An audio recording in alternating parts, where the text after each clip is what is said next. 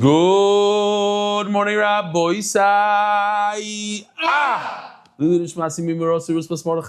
Live from Miami Beach at Nick's. What do you guys call it officially over here? Base Binyamin Tzvi. This is in the room where MDY is shown every single night. David Salmon makes a whole matzav over here with food. We only have 5 people watching this year. I'm going to turn the camera around. Whoa, it's nice and slow. On Kodesh, we have a couple of kids in the back over there. Givaldic. There's a whole matzav over here every single night. Behind me is a screen. You're going to be zoichet to see the screen. It's a phenomenal Samsung, top of the line. One of these screens that's like a frame. It has a picture in the back. Right now it's off, but as soon as we start showing stuff, as I will be doing in a second. So today, I want to start with this. We were showing the shir, and in the middle of shir, there was a siren. The editor, Ariel, he muted the siren sort of, and he's saying, this is a siren, so people don't get scared when or the wives, when their husbands are watching this, just to show you how long it takes to go out and what happens. There's 2 teams here, basically. This is a recorded siren. This is a recorded siren. I like this guy. He's looking for stuff, and he's okay. This is a recorded siren.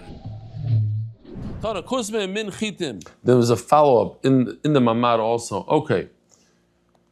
What else do we have here? This is Rabbi Ben Shushan took his guys from Eula to the new and improved, brand new Matzah Bakery, the Borough Park Matzah Bakery by Shimi. Good morning, Rabbi Isai! Givaldic. All right. Dear Belly, yeah, make it shkoyach. I want to share that learning Shnai Mikra of Echad Targum during this period feels especially meaningful. Specifically now, as we're reading the parashas of Seif Vayikra alongside the Menachos Menachos, and not long after finishing Menachos Zvachim. I don't know if you guys, but I know during Kriyas HaTorah this week, every pasuk came to life. Not every pasuk, so many pasukim. Wow, we learned this, that. I realized now we know what the Yisayid HaMizbeach means. We know different things. We learned from this pasuk, this limud, that. It was unbelievable. So from now on, take a look, because it's going to continue. We learned a lot of Vayikra. You can really feel how this combination adds depth and vitality to the psukim. Suddenly words and psukim take on a whole new meaning, and the sugis and detailed causes behind them come to mind. Mendy Goldstein. Mendy Goldstein is one of the top guys that we have in the Hebrew shir. Another one in Hebrew, this is the first time that I understand Vayikra. You asked that there shouldn't be any Espedim in Nisan, so that's why I'm stopping right here. Shikoyach Aaron Levi Yerushalayim. This is Yosh Markel. I met him last night for the first time in person, heard a lot about him. He's going through a very bad period in life. It took a while, but I finally shook your hand, and thank you, Hashem. It's when I'm free. I was wondering when I got free, what I would take with me, and it has been the daf. With Hashem's help, I get up at 5 a.m., very energetic, say Moidani, and get to the base measure at 5:30, excited to turn on the daf. You saved me, Rebbe. Thank you from me and my family. Hope to see you soon in Israel. Sometimes people need a wake-up call, and his wake-up call, he decided to do the daf, and it really helped him out throughout. Here's the Olam watching a Zoy. This is today, live in Haifa. They have more people than you. Can learn. This is Haifa. So Benny, the guy in charge of Eretz Yisrael now, he's starting to go from place to place to make sure the 34 satellite locations are up and running. You can even see in the background there's a board, an MDY board, where they mark off. Every day somebody else gets to mark it off. They did it. There's a nice amount of people there. B'li Ayin Hara.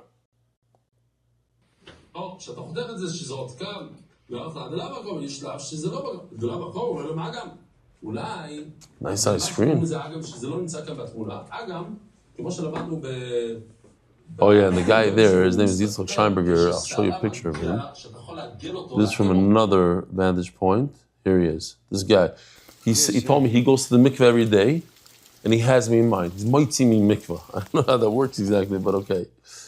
So I received a lot of emails about Chodesh. People are like fired up about it. Lubavitcher sent me a bunch of Lubavitchers. Satmar Hasidim are fire. I got a very, very B'lashon Nakia, a nasty email from one guy from England. Wow, he says, not only are you a Tziyoni because I said that we killed some of the guys in Iran, that I put myself together with those Zionist, terrible people, but which is worse than eating Chodesh, what I said.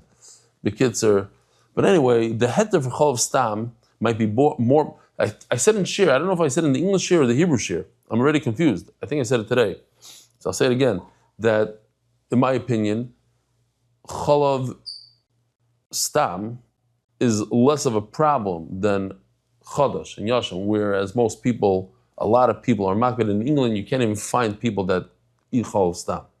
It's not a thing in England, but you could find people that eat Chodesh, but I'm just going to read a couple of these. The heter for Chol Stam might be more problematic than the Bach's heter on Chodesh, he says. Have a wonderful siren-free Shabbos. Thank you for everything you do. You tell me since Kiddush Daf Beis, Ariel Hirschko is gewaldig. Yossi Rubinstein.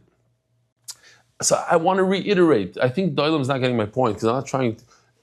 Yes, I'm trying to bring out a point here, but the main point is that I want people to know that Chodesh is a pasuk in the Torah. That's it. Realize that Chodesh is a pasuk in the Torah. Rishonim say like this, Rishonim say like that. Know these things. Just know it. Then what you decide to do, that's your thing. I mentioned to my wife that the daf is learning the sugi of Chodesh, and Baruch Hashem, you've been on a mission to raise awareness that eating it can be a leniency. She encouraged me to share the following story and hope that it helps more awareness. Some years ago, after we made Aliyah, we realized that I'd been proudly importing cereal from the States on my trips back, completely unaware that I even needed to check it. I get home, my wife has just been learning about Chodesh. We check, and of course, every box was Chodesh. Our cleaning lady had a very successful week. The real shock came to when my wife went to the local supermarket to try to buy her favorite American cereal. She figured, it's a from store, of course it should be fine. She checks, and the same story, Chodesh. We found this in several stores. Apparently the problem made it Aliyah before we did. So she went full research mode. Turns out everything that comes into Eretz Yisrael legally needs a Rabbanut Hechsher, no matter what Hechsher it has in Chutz La'aretz. That's why it says, be sure HaRabbanut. And the Rabbanut is makbid on Yashan. You hear this? In Eretz Yisrael, they're makbid on Yashan. But then there are the creative importers, the ones whose products somehow find their way onto the shelves without ever meeting the Rabbanut. They have a Hebrew sticker, but no Rabbanut. She even went to speak to the store manager who had absolutely no idea what she was talking about. That's what I'm talking about. That guy. We need to educate that guy. That there's something called Chodesh. Now what you do with it, that's something else. That's your problem. But know that there's an idea called Chodesh. She even went on to speak to the store manager. Okay, so buyer beware. When purchasing food imported from Chutz La'aretz, it needs a reliable local hechsher. And before bringing food back to Israel, it should be checked for Yasha. Enjoy your stay, Yossi Rubinstein. Interestingly, she asked the Rav and was told there might be a heter to eat in Eretz Yisrael. I didn't get the full lumdus, but I assume it's based on extending the bach that it depends on where it was grown. So basically what he's saying is that bringing wheat that was grown in Chutz La'aretz to Eretz Yisrael could be a bigger problem than eating in Chutz La'aretz. Yisrael Levi. In Flatbush, there's even a store on Avenue S at McDonald's called Kosher Corner. They only have Yashin products for the Sephardic community. Chag Kosher Sameach, Me'et, Yisrael Levi, Mesel Rosh Hashanah. What else? Oh. He says, tremendous thank you on what you've done with MDY. It changes every sugya, even the complicated ones, to easy. It's literally a gift to this generation. I want to say that you had this, remember that the video that I commented, I said everybody in the video are men in the restaurant. The guy was eating the eggs out of the chicken. So he says, but if you look closely at the end, towards the one thing I paid attention today, there's a woman in the background. So you want me to be aware of that. So there's, okay, I forgot to send this over to our guys, but it could bother people. Aaron Hole, Shkoyach, Family Briger. Ooh, this is a starker one. Another one. I'm very sorry that this is the way my first email has to come. You are wrong in capital letters. Wrong here. Maybe I should go back over here. Oy vey. You are wrong. from the Bachs to Europe, we have a massive Messiah to Yid Chadash. If you think that the Bach is just a singular Shita, there's nothing I can say. Sorry. Ariel, Breiger, Baba Basra, Chav Gimel. I do think he's a singular Shita, I'm pretty sure. But what does that have to do with anything? You're saying a single Shita is he's going with that Das Yachad, that's fine. But I'm not aware of many more Shitas than that. Okay. Some people say the Ramaz has a certain kula. Okay. Oh, Rabbi Isai, this is for women. Tell your wife about this. A pre-Pesach mixology, I think it's tomorrow. Enjoy a live virtual mixology workshop as we create refreshing cocktails and mocktails from home. Relax, unwind, and treat yourself before Yom Tov. Live on Zoom. Givaldik. What else do we have? Sponsor Perik or Daf today, Menachos Chulin Volume 2. So Chulin 1, we're basically done with the Dapim. We're still missing a Perik. And here we go, official edition. How long are we already into this? Whatever, we'll see soon. Official edition. The Masechta by the Iranian Levi families, Perik Hadar Weiss, L'chved Shayob and Shmuel Yehuda Waldman, for his unbelievable translation of multiple prokim. Daf Ayin Aleph by Yonah and Chai Rothman, my good friend Yonah, in honor of my father, Rabbi Yisrael Rothman, who, if you recall, he finally made it to Eretz Yisrael at the age of 70 something, who has been a dedicated Talmud for years. David Solomon, who's sitting right in front of me, dedicated in memory of Avi Mori, Reb Shmuel Baruch ben Reb Chaim Tzvi Doiz Rechon Livracha, ecopier.com, eCopier Solutions. How many people have told you they saw you on MDY? 40,000. Joel Gedalius, Leonidas Shmas, my father, Jack Gedalius, and the Palachik Family Foundation, Lezech Nishmas, Rav Agoy, Reb Shlomo Palachik, the Meshach Seilui. Anonymous for Shlomo Moshe Ben Izah. Anonymous for Shlomo and Arichas Yom Talea Bas Esther. Yisrael, Malki Tov, the Spirit of Avizov, Chesed, we're so proud of you. Yaakov Mordechai, keep steiging. Send the Gross family, Canvey Island, and honor Rebelli, who changed my meaning of life. Plain Alamini, Yossi, Mark, and Benny, and all the Iskim B'tzarchem MDY, Kosh Baruch Shalom Schar. These are the monthly sponsors. The Refuah Shlema Avi Moiri, Baruch Ben Miriam, Anonymous for the merit in B'chal, Ben Sar and Rachel, Bas Sar, blessings in all areas of life. Tented.com, helping you David Tzibur and Papim Yonim anywhere worldwide. Leonidas Chaim Shalom Ben B'tzala. Rekovici family is a weekly sponsor. Our dear cousin Reb Simcha Lauer, may the Neshama have an aliyah. Daily sponsors Mordechai Sapaznik, the famous. Somebody came over to me here in Miami and said that he, I forgot, related or worked for that. Mordechai Sapaznik runs the whole operation, the Hershowitz. Oh, he's a son-in-law by Hershowitz. Leonishmas, his great-grandmother, Sirka Bas Reb Shlomo Zalman Blumenreich, Aleh Shalom, may Neshama have an aliyah, may it should be Melitz for the entire Mishpacha and all of Klal Yisrael. Sprintzin Allen grows to the Yosef of our uncle Ben Genauer, Leonishmas B'Yom Chaim Ben Moshe Yuda Alevi, Zichron Levracha. MDY Art month for Shlema Yonatan Edim Moshe Bracha, for Shlema Mordechai Ben Esther, and it comes up behind me. The Refuah Hayelet Daniel Zev Ben Ayelet Esther. Okay, Rabbi Isai, here we go. We're holding on Daf Ayin Omid Beis, like 14 lines from the bottom. V'liktzor lefnei haPesach, where Goyers here, Rashi's Goyers haPesach instead of Omer. How do you know that the 5 grains, the Chameshes Haminim, are all not permitted to reap before Pesach? You're not allowed to cut any of it before. It's like muktzah. It's a good thing we're starting over here because we're going to bring this Rabbi Yochanan soon. We're just going to quote his name and you're going to have to remember what he says. He says we learn from Lechem Lechem. I'm sorry, Reishis Reishis. Lechem Lechem was before. Reishis Reishis from Challah. Just like Challah. All these 5 grains, you have to bring Challah, you have to take a piece and give to the Kohen. So too, the 5 grains you're not allowed to reap. We learn it from Reishis Reishis. Now, you're not permitted to eat any of the 5 grains before the Omer. What does it mean? My koydem l'Omer. So we have a machlokes, which would seem the Gemara goes away from this. Rabbi Yoino Amar koydem k'tziras Omer. It means before you cut the Omer. When do we typically cut the Omer, Rabbi Isai? We typically cut the Omer But what time of the day? Cutting the omer at night. Right after Matzah Yontav, right after you cut. Then we bring so it's at night. But you're not off, because the Gemara considers it sunrise. At night and sunrise are the same. You know why? Because sometimes you're not able to cut it. You have to look, find, and it comes close to sunrise. It explains Rashi. So we consider the sunrise. Niva v'loyada mashaniva. You guys said it. Oh, you're looking over there in the thing.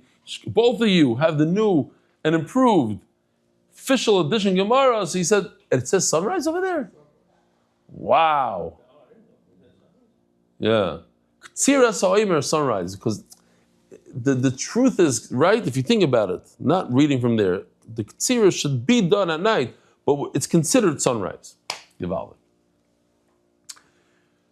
Rabbi Yossi bar Zavda Omar Kodem Hava Soimer. No. It's not sunrise. It's a few hours later when you bring the omer. Okay.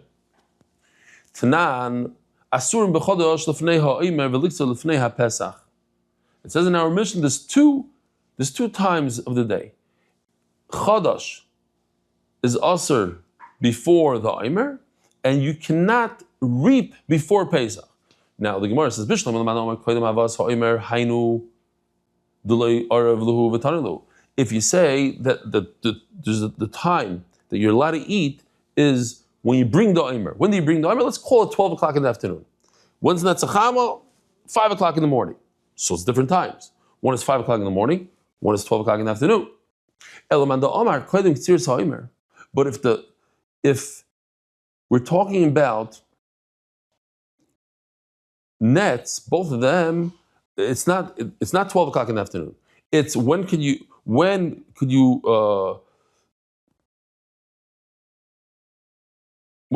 eat? By nates, not by havas, not 12 o'clock in the afternoon, by 5 o'clock in the morning.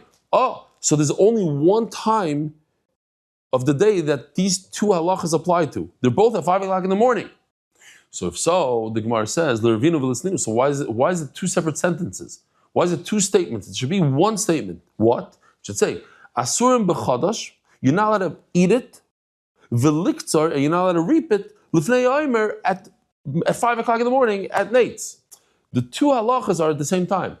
It's mashma that we have two halachas, and they're two different times. That's why there are two statements. One is the halacha of eating, and that's at 12 noon, and one is reaping. So says the Gemara, Eli, Itmar Seifit Mar. You're right. This halacha is only said, this machlokes that we have, is it in the morning, at night, or in the afternoon, by the omer, is regarding something else completely. What? The question is, we saw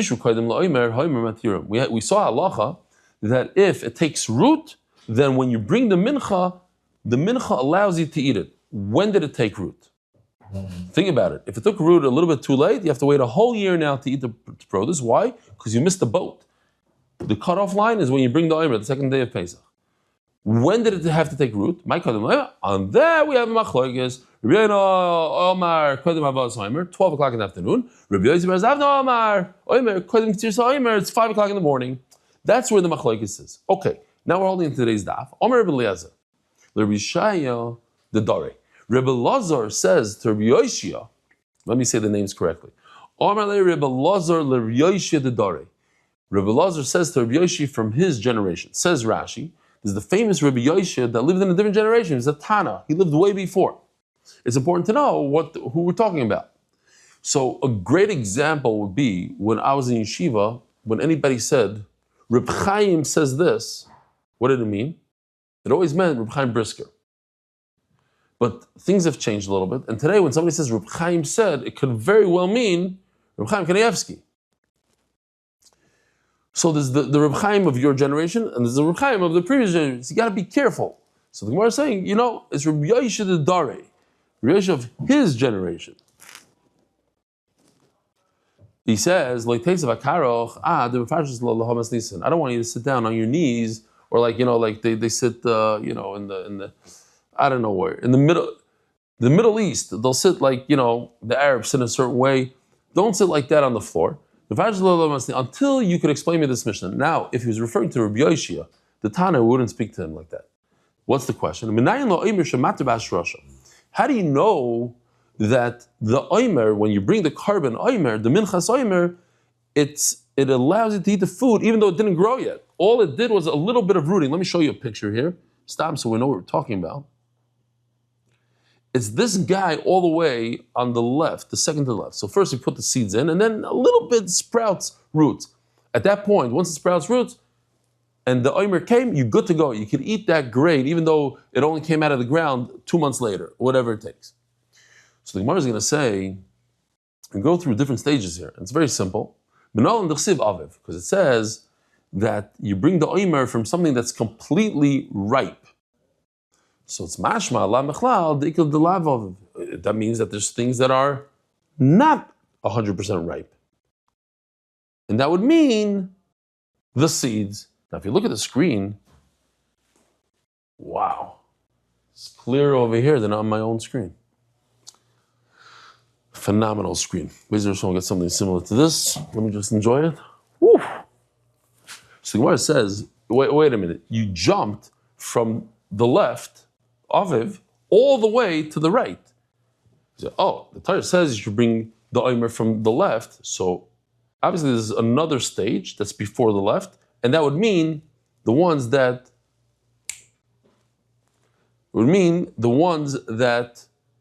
have roots. Well, that's a problem because there's other things in between. Aviv, Aviv. Says Gemara, the lav aviv, the ayil shalosh. Maybe you're talking about the one closest to aviv. It means bring the carbon from the aviv and also the one right next to it. How do you jump all the way to the end? Maybe it means the one that brought a third. So we're going to continue going, and each time we bring another pasuk, we're going to go down one more step, one more level, until we get to the tiny seed that has a little bit of roots. It says in the pasuk, from the time that you start using the sickle, so then something that's not at that point. The lavar chemesh uloylam shachas. Oh, so how do you go from chermesh all the way to seed? Maybe it means the third from the right, shachas. Because it says in the pasuk that it's standing up. There's something that's less than that, which is the lavar kama. Or could be uloylam agam. So it's something not on this chart. Agam means that you could take it, bend it over. So it has enough that you could bend it over. Similarly, we had this by Kohen Gadol, that he gets a haircut when his hair is long, basically every day. But if the hair you could turn it over and touch its root, then it's long. So over here also, when you can take a piece of, as the grain is starting to sprout, you take it and bend it over at that point, which is much later on than a little bit of roots. Tizra mishas zriya. Says Rava, asher tizra means from the time that you plant it. So if you plant it, look, it could be all the way the first stage, which is seeds without any roots. Why did you say the seeds have to have roots? Amarle Sudani. What's Sudani? Rava calls Rav Papa a Sudani. Says Rashi, it comes from a language of Soid Hashem Lireyav. A tzaddik, a Talmid Chacham, he knows the secrets. There was a guy this Friday night, I'm walking back from shul, so some of the boys there in shul, they walked me home, and one of them says, Rebbe, could I ask you a question? I'm like, yeah. He says, do you think there's going to be a Holocaust? Like, what do you mean? He says, there's so much anti-Semitism and this and that. I said, what are you asking me? He says, because I said, I just give a shir. I'm not getting shir. What do I know about a Holocaust? He says, no, but since you learn Torah all day, so you have Hashem gives you certain secrets. So I said, first of all, I can't tell you the secrets, the secrets. But no, I don't get any. Unfortunately, I never got any secrets. I wasn't given. I'm just a Daf Yomi Magid share, chill. I don't know if this is going to be a Holocaust or not. I gave him a whole thing about that we should just focus on all the Nisim Gluim that we have. There was over 300 Actually, 600 missiles were aimed at Israel. 300 fell out of Israel. 300 made it into Israel, and very few of them made impact. And we saw the devastation that happened. 175 people were injured from 2 missiles. 115 from the one in Arad, and the rest on the other one. 60 or so from the other one. So this missile has the capability of destroying many, many lives.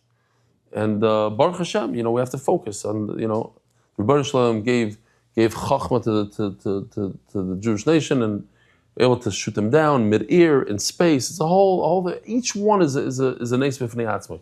You know how many times these missiles killed Leiba Shalonu, people that you don't have to call, you don't have to say, what do you say? You don't have to say Dillam for.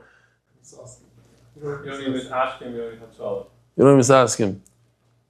Like I could think of at least 4 cases where just like 2 days ago killed 4 Palestinian women in next to Hebron. It kills here. It's crazy. Okay. Anyways, let's focus on that. Don't focus on Holocaust. Zok the Gemara. Oh, so he calls him a Sudani. You know the secrets of Hashem. Basadik Siv. You shouldn't be asking me this question. Since Asher Tizra. Oh, does anybody have to go to Ma'ariv? Mark, what's the story with Ma'ariv? Do we have people online? Like a number of people? Let me see. Hold on. Let me just see what he's saying. Okay, 17 people. 19 people. So I'm going to continue weiter. I thought I'll pause for Ma'ariv, but it's not the right thing to do right now. Okay, so he says, Omerlei Sudani Basadik. So yes, there's a pasuk that says Asher Tizra means when you plant, but we're not referring to the plant Asher Basada, that it took root in the field. That's Basada means in the field. So maybe I know that's not just the seed, it's a seed with shirashim. So I learned that it's not shachas, it's not agam, it's not shalish. So it must be the seed that has roots. How do you know if it's underground? How do you know how much it's grown? Maybe take a sample. I don't know. You know, because if you're a farmer, you know. 3 days.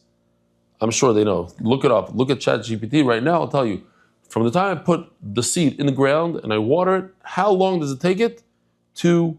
Oh, I think we do have shachas here. Check this out. Look, did I show it yesterday? Let me see this one. This is shachas.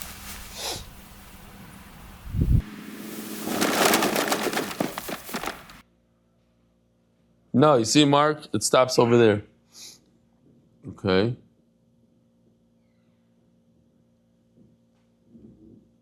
Shachas, here we go.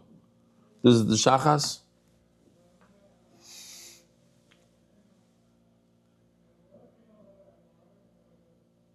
It's like a, indoor. Look at that thing, that plastic thing. It gets it to be exact. And within, they'll tell you. You can just see it sprouting. So when it takes root, and this is animal fodder. This is what the animals eat. Shachas. Okay. Says the Mishnah. Koitzrim beis hashlachin sheba'amakim. We said until now that the chadash means the new crop. I know you guys are tired of me saying the word even, because I've been pounding this word, but it just goes to show how important chadash and yashan is. We had a bunch of daf. We're continuing with this idea that you're not permitted to touch the new crop until after the Omer. However, there's an exception to the rule. If it's beis hashlachin, if it's irrigated fields, sheba'amakim, 2 conditions. It has to be irrigated, not just from rainwater, and it has to be in the valley. If it's on top of the hill, not. So I want to point out here, if you look at this video that I showed already, you'll see that we're in the valley. Even this first picture, we're in the valley. You see all the mountains around? And then it finishes off with the valley.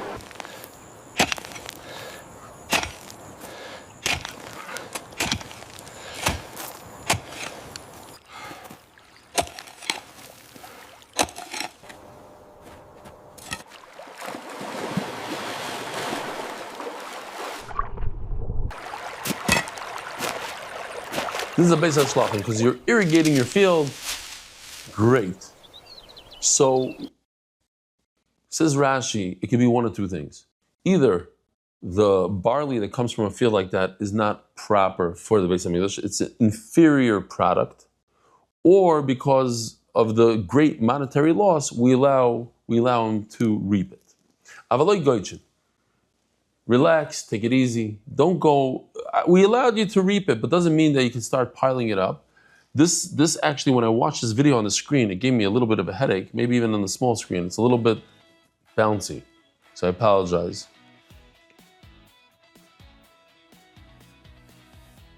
Do you see what I'm saying about the headache? Oh, really? This is a gaddish. Taking the wheat and making bundles out of it. Or what are they called? I don't know what they're called. Yeah, but what is it? Okay, hay, but you do the same thing. You pile it up, whatever. That's hay. Says the Gemara, bales. There you go, bales. Shkoyach. Oh, mamish like Dave. Mark, your mamish like Dave. The speed at which you spit that out is beautiful. Anshi Yerichai. The people from Yerichai, they also lived in the valley. So they cut down the wheat, they reap the wheat, and they get the allowance. So Chacham allowed them.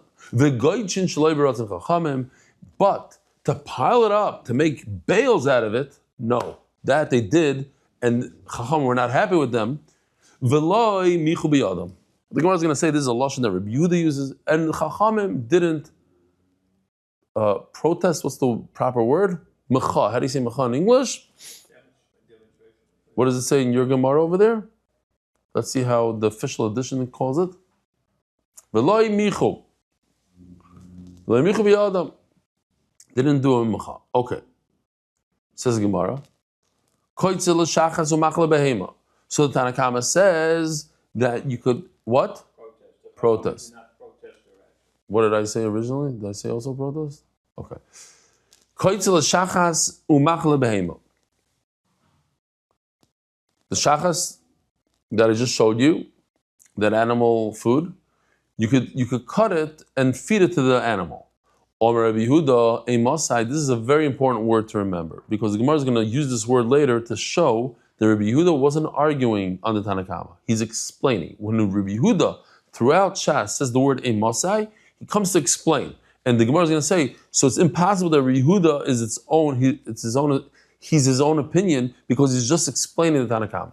When did you say that you're allowed to reap this animal food? As long as you started the process before the grain grew a third of the total amount. Even if it's not animal food, it comes out in the Gemara at the end. Even if it's more than a shlish, you're allowed to reap it.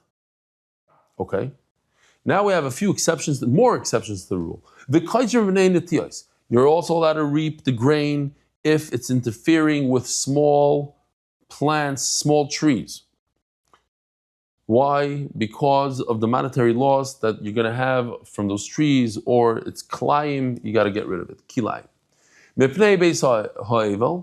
Today in Eretz Yisrael, they have, by the Sephardim, they put up these giant tents for the Avelim to sit and Shiva, but in the time of the Gemara also, they had these large areas that so they had to reap all the grain, and level it out so the Avelim could sit there and feed them their first meal, etc. As the Gemara is going to talk about, this is for a mitzvah. So for a mitzvah, you're allowed to reap the new crop, even though there's no minchas omer yet. So for more people to learn Torah, you can do that.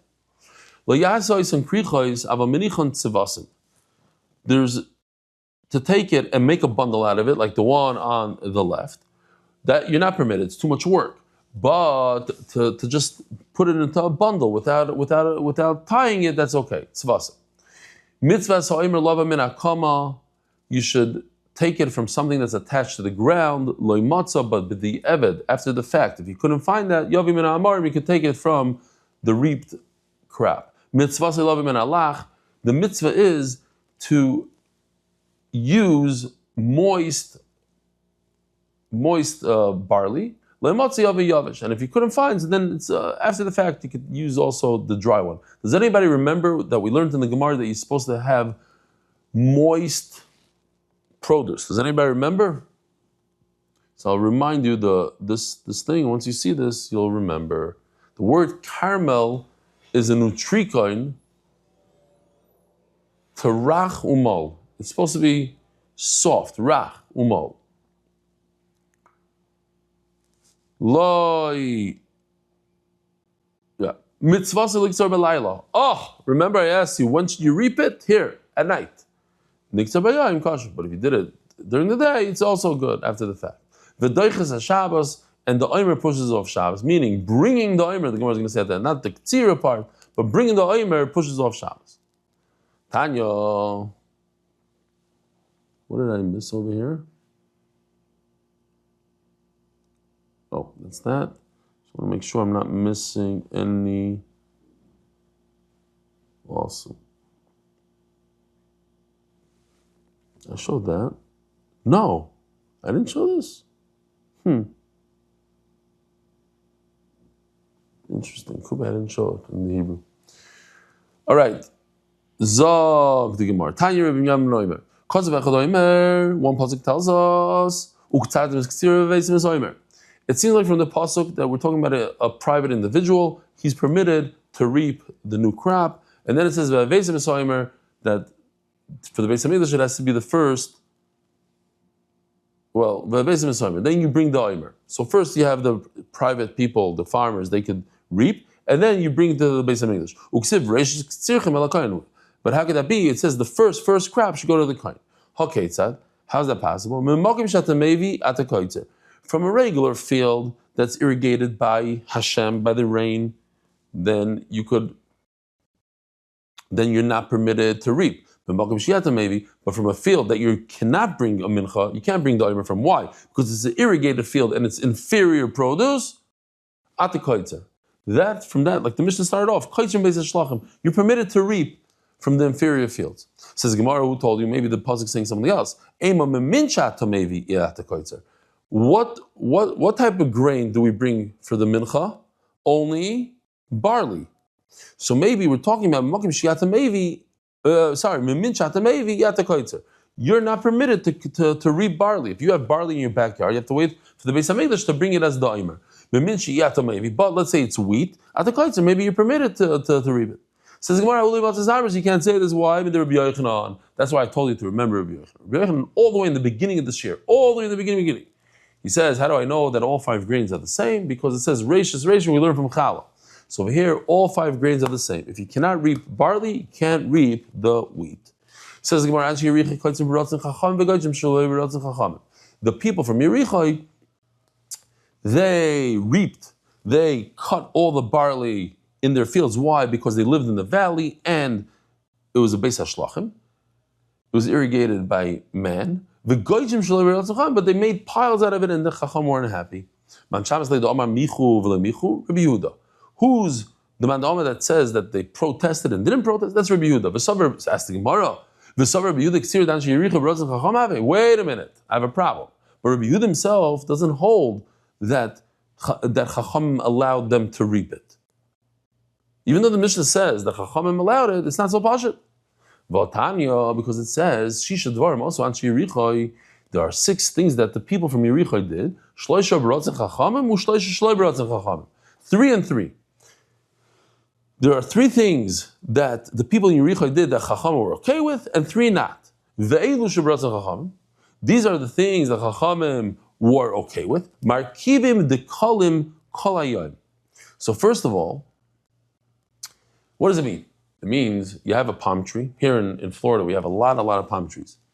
It turns out that there are palm trees. The palm trees need to be fed certain things. They have certain requirements. So that they don't die, you could either give them some like liquid whatever, and that's okay. Even on the 14th day of Nisan. What's the 14th day of Nisan, Rabbi Isai? That's Erev Pesach Mamish. We're coming up a week away. That, and also they would take parts of the palm tree and put it like from another palm tree. What's the word in English that I'm looking for? Harkava? No, to take two trees and put them together. Grafting. That's what you said. Grafting. Thank you. Grafting. You take, but this is not usher. Why is it not usher? Because you're taking from a palm tree to a palm tree. You're just giving it strength. You're taking one palm tree and putting it in another palm tree. That's a problem on Erev Pesach. So it's interesting. Here, if one thing comes out of the shir, think about this. A halacha that not everybody knows. Erev Pesach is different than Erev Shabbos. Erev Shabbos, let's say you didn't take a haircut before Chatzos, you could take a haircut after Chatzos. You could do Melacha after Chatzos. Erev Pesach is problematic. Erev Pesach has halacha like Chol Hamoed, and you're not supposed to do Melacha on Erev Pesach. You cannot take a haircut. If you forget to take a haircut Erev Pesach before Chatzos, you're not permitted to take one after Chatzos. It's a problem. Now, listen to this. In Shas Yidin, come in. I had the privilege and the honor to give a feher for Shas Yidin. And these are, I don't know how many people you could see in the video probably, maybe, 70, 80, who knows how many people, that they know Shas cold. One of them, I'll point out in the video, is Rebbe Nachum Mendel Fenster. He learns in our kollel, and he's the top of the top. He's unbelievable. I call him the Belzer, the whole thing. So one of the questions that I asked, and you'll see it here in the video, I asked them, said, what tree produces fruit, but only the male version of the tree and not the female version, which is the opposite of typically it's the female that produces. Over here, it's the male. What tree? So right away they start screaming. This was that. They all knew the answer. And they start, if you listen closely, you'll hear them screaming, different dap. And one guy screams out, Menachos daf ayin aleph. And then I say, okay, who knows? And he says, the Taisus and Menachos daf ayin aleph. In seconds. I say, what does he say? And he thinks for a second, he quotes the Lashon, and within that, he gives a little shot. He says, so, we'll see it here. I'll tell you what he says. איזה עץ רק הזוכר נושא פירוס, לא הנקבה. איפה זה כתוב?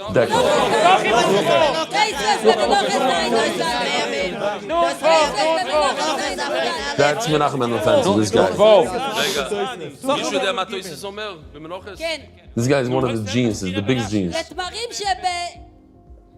שביריחו אני מתהווה, אז מה תמר יש לו תאווה, אף ישראל יש להם תאווה לקדוש ברוך הוא, ואף לש"ס עידן יש תאווה לש"ס. That's a genius. He quoted, okay, he didn't just learn it today, and it's a Taisvus. He's quoting the Taisvus, word for word, and when he finishes, he sticks in a little shtick, and he says, so here's Taisvus, let me just show you the Taisvus. It's Taisus says super interesting stuff here. He says, I didn't really want to go into it. You can read it yourself, I guess. He said, I'll read the words. I'm not even going to explain. Those who understand, understand. He says, Shahim dekalim nekevos shemisavim lezachar. There's a nekeva tree and a zachar tree, and one wants the other. And then he says all the way at the end, he says, and it's highlighted here, Ma tomer zu yesh lo tava, av Yisrael yesh lo taiva. The palm tree has taiva. It wants the other palm tree. So too Yisrael, Klal Yisrael has the taiva to do rotzen avim shebeshamayim. And he says, and the guy finishes off after he quotes this verbatim. He says, and also Shas Yidin love Torah. We love Shas. Same way. Okay. Anyway, here this is what he quoted. Okay, I think no, he quoted the first thing. Great. So that's why you have to do grafting. You have to take these trees and put them together so that they don't die out. Oh, so again, to review. You're not supposed to do melacha on Erev Pesach. Erev Pesach is different than Erev Shabbos. You're not allowed to get a haircut. You're not allowed, after Chatzos, you can't do melacha. It's like, treat it like Chalamayid. Just like in Chalamayid, you're not supposed to do melacha, so to Erev Pesach. Something special. However, to graft a dekel, you're permitted. Okay, next. V'karchem is Shema. V'karchem Shema means you're supposed to pause between parshas and Shema. So one of the pshatim is between Shema Yisrael Hashem Elokeinu Hashem Echad v'ahavta. You should pause. No, they would say it in one shot. Shema Yisrael Hashem Elokeinu Hashem Echad v'ahavta Hashem Elokecha. V'koitzim lefnei ha'omer b'rotzen chachamim. And they would reap. This is our sugya. They would cut the field before the omer, and chachamim agreed. And these are the ones that chachamim didn't agree to. Goitzim lefnei ha'omer. They would make piles of tvua before the omer, and they would allow to use the branches. Let's say you had a boxer tree. How do you say boxer in English? Carob. But he says boxer. Boxer. We don't have carob. We don't know carobs. Boxer tree. They had a carob tree or charav tree, and they only gave the actual tree, but without the. They were magdish. They said this centerpiece. What is the center called? Just the trunk, the whole trunk. Thank you. The whole trunk should go. Thank you, Rabbi Gray. Without you today, I'd be completely lost. The whole trunk goes to hagdish, and then all of a sudden it started growing. You know, like when you have a trunk and you think that's it, you're done. Your gardener chops everything that we just did in front of MDY. All of a sudden, another branch comes out and it goes wild. So the branches are not considered, did not consider it part of the Hagdish. My forefather gave the trunk and not the branches. So they said you're allowed to use it, Chacham were not happy with it. Parts and process begin, I say this Rabbi said, this is incredible. They would open up their fields and allow the poor people to eat the fruit that fell off on Shabbos. So you think they're doing a great thing, Chacham were not happy with them. Parts of brothers begin to say, why are Chachamim divrei meir? Why were Chacham not happy? Because maybe you'll climb the tree, and that's a big problem. Let me just show you. They would open up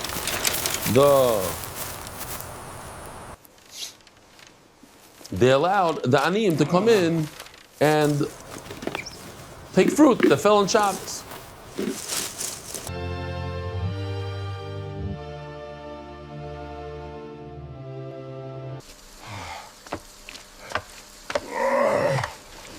This I'm not exactly sure what it has to do with anything. I guess just as a...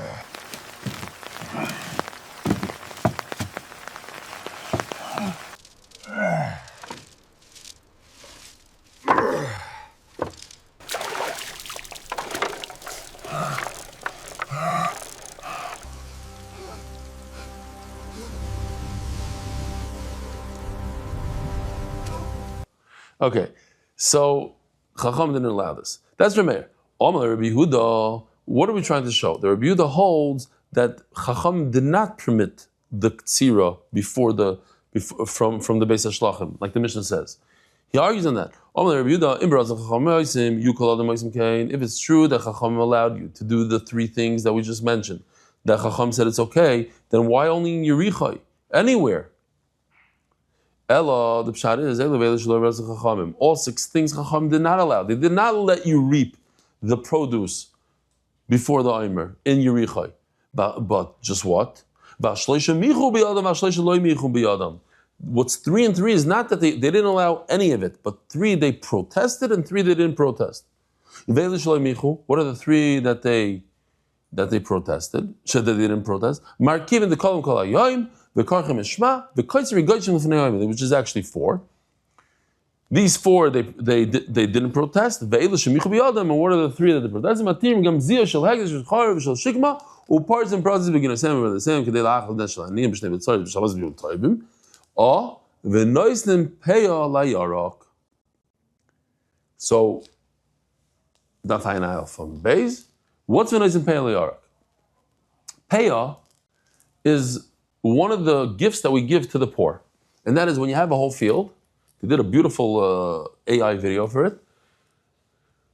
You're supposed to leave the corner of every field, the one corner you leave for the poor. You don't reap it, you let them take care of it. Now, there's no payah on vegetables. On grain, yes, not on vegetables. Why? Because the halacha is you only give something that lasts a long time. But since vegetables, they rot, there's no payah. So the truth is, you shouldn't. Now, I want to go back for a second over here. Because what happened was over here, on Amud Aleph, they gave the aniyim, they let them come in on Shabbos and take their fruit. You think it's a great thing.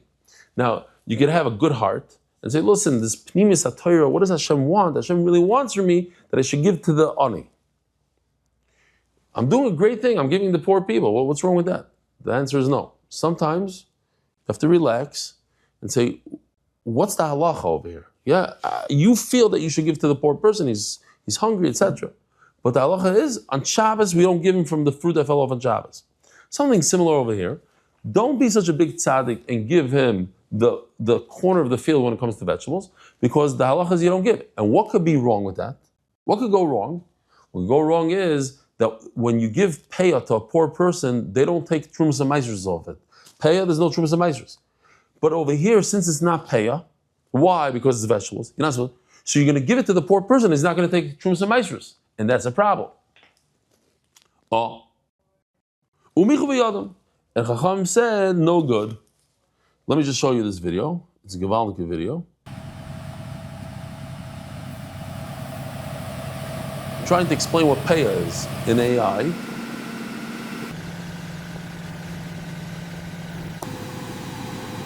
He makes a right turn. He's added there. Why?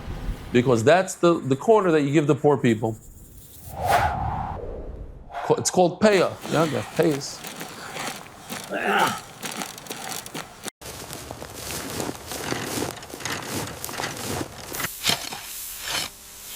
Now, they taught us what payah is, the AI guys. Now they have to do a little joke.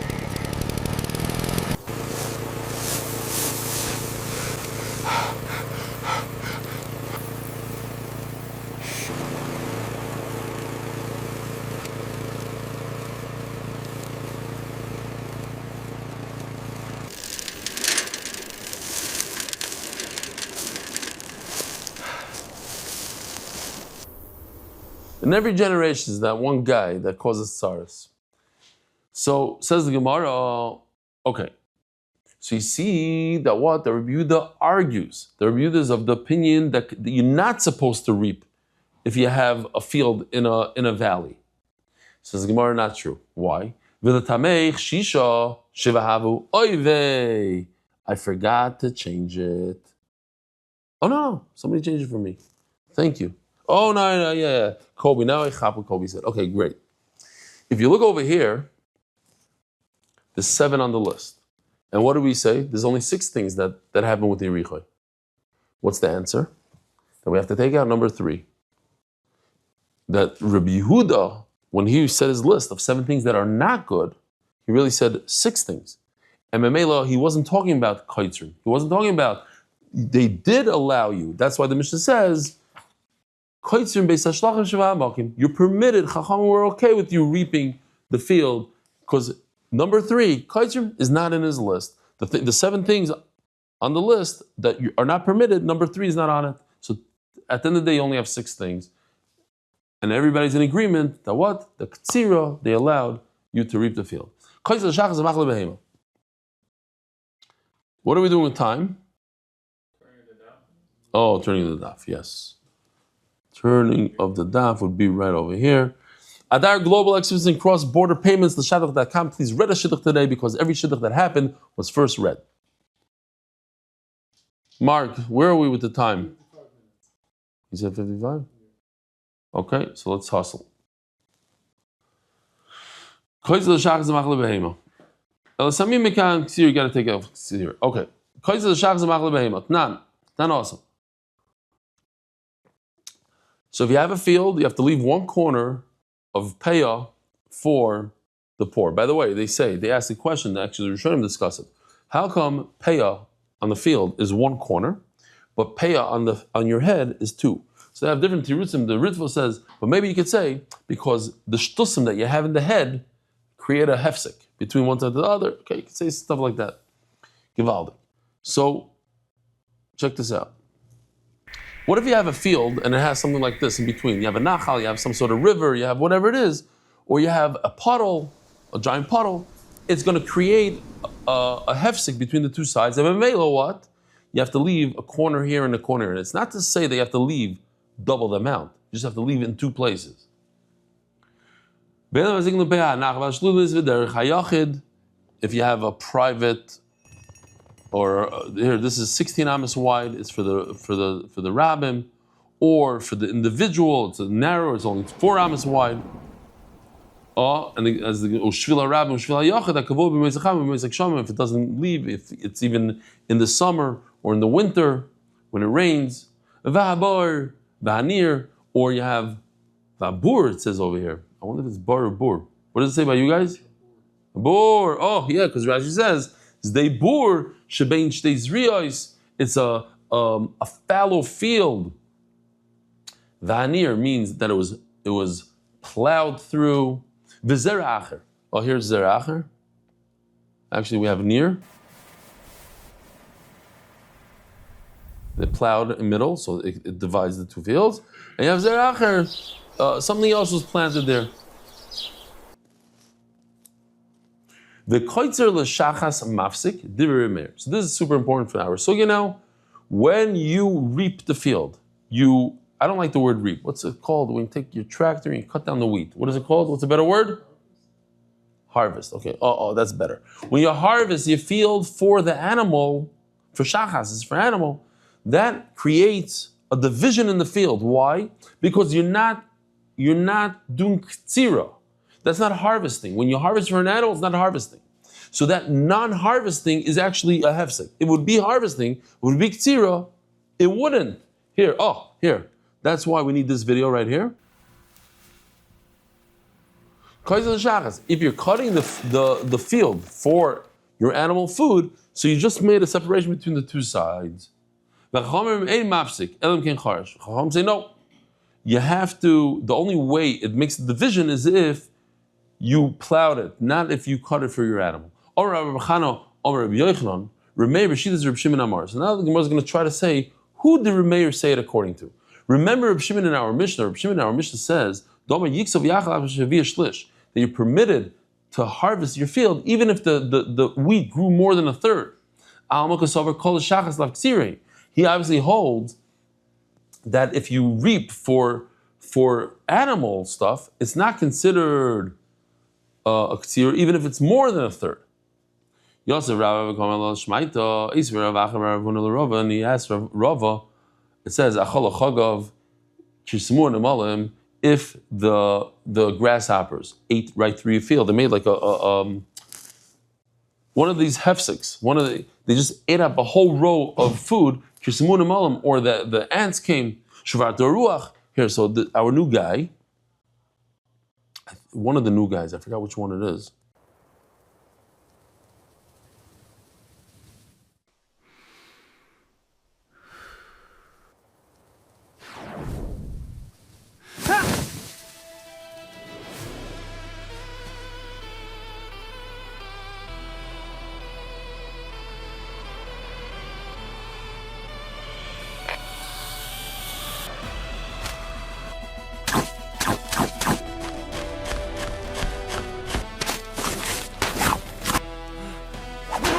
These are the three things that the Gemara says destroyed your field.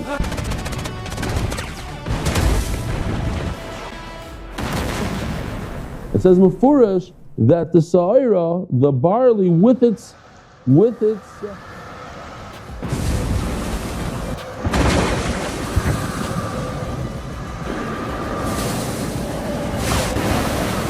it's like a Disney, it's like a Pixar film over here, huh? What's the big fuss? It still counts as one field for pay, Oh, so Gemara says that if the grasshoppers or the ants or the wind broke your field, Hakal Moedim Choresh mafsik, lo choresh enu mafsik. Everybody agrees that it's not considered a division of the field. What's the big deal? Everybody agrees that it's not a division. Hakam moedeman. Who could this be? Rebbe Meir. Okay, so now, if our Mishnah is talking about that we don't have a third, and that's why it's not considered a ktsira, right? And if it's not a ktsira, it's a hefsek. It's counterintuitive a little bit. When it's not a ktsira, like a harvest that humans do, then if it's something else, then it's a break in the field. So if it didn't bring a third, great. Braisa, and how to explain the braisa with the grasshoppers? The charashin lo charash loy, because it says over there that the grasshoppers are not enough for a break. B'shehevishlish, because it's talking about it already brought a b'shlish, so it already brought a third. So that's how I explain the contradiction here. The place where it's a break because it didn't bring a shlish. The place it's not a break because it brought a shlish. Eli, but if our Mishnah is talking about that it already brought a third, so then how are you going to make a difference? How are you going to differentiate between the Bryce and the Mishnah? They both brought a third. What's a greater break in a field? When a human being does it, it's not considered a break. When the human does it, certainly by the grasshoppers, it shouldn't be a break. Ella Remeir B'Shidas Rabbi Yehuda Amara. So it must be that Remeir goes in Rabbi Yehuda, not Rabbi Shimon. The Amari Mosai B'Zman Shehitchalat Shaloi Hevi Shlish. Rabbi Yehuda says that he says a Mosai. I told you to remember the word a Mosai. What is the Tanna Kama talking about? When it didn't bring a third. Avam Hitchil At Shehevi Shlish also. But once it brought a third, then you can no longer harvest it before the Eimer. Says Gemara, wait a minute. He was talking about animal food. He wasn't talking about for human consumption. Because if he was, then if so, there's three Tanai.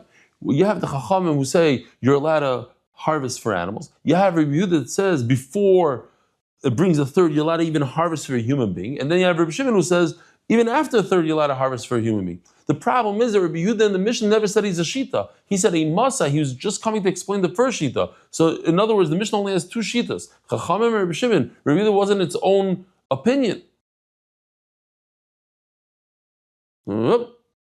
Oh. Let's just try to finish this. It's just 6 more lines and then we're done with this sugya. I know that we went a little overboard here, but whatever. Maybe they'll speed it up. Ki also Ravdimi Omar Rameir B'Shidas Rebbe Kiva. We tried. Maybe he goes with Rabbi Yehuda, with Rabbi Shimon. No, now he goes with the Kiva Rabbi Amar. He said it according to his Rebbe Rebbe Kiva. Now what? Even for a person, it's not considered when it doesn't have a third. It's not considered a harvest. It's not. If a person, we should have had a picture of this. One row he harvested, then he left the row. The next row he harvested, then he left another row. In other words, he made it all spotty, like a tiger. And he left a bunch of moist, what? Wet stalks, moist stalks. He calls them wet? Should be moist, is a much better word. Rabbi Kiva says each row has its own corner that you have to leave. No, it's all considered one. It's only because he left it. Why? You have to understand his intent. His intent was to roast the sweet. If he did it like for human consumption, to put aside and store it, loy. Says the Gemara, wait a minute. It doesn't make sense because now it comes out that Remeir is not holding like Rabbi Kiva. Why? Because Rabbi Yochanan says Rabbi Kiva said even in a situation where he left a row and he spotted his field, even for even for storage. So Mela doesn't go, and then so how could you say that it goes like Remeir when Remeir himself holds that if it didn't bring a third, it is considered a ktsira. In other words, Remeir cannot fit into Rebbe Kiva. Says the Gemara, no, he fits and he doesn't fit. Remeir does hold like Rebbe Kiva in one thing, and he argues him in another thing. He holds like Rebbe Kiva that if it's for human consumption before it brought a third, then it's not considered reaping, it's not considered a harvest. And if it's not considered a harvest, Rabbi say it's considered a break in the field. After it brought a third, on that he does in fact argue on his Rebbe Kiva. Rabbi say, have a wonderful day. Merit the schus of spreading Torah throughout the world. Sponsor a shir today. MDYsponsor.com or sponsor at MDYDaf.com.